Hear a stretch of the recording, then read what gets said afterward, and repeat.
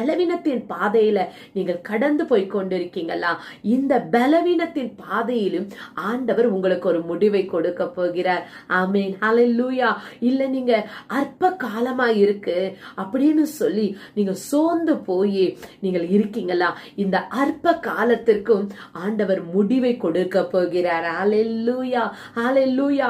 உங்களை பாழாக்கின, உங்களை வேதனைப்படுத்தின, உங்களை துக்கப்படுத்தின, உங்களை கண்ணீர் விட செய்த, உங்களோடு போராடின எல்லாவற்றிற்கும் ஆண்டவர் முடிவை கொடுக்க போகிறார். அல்லேலூயா.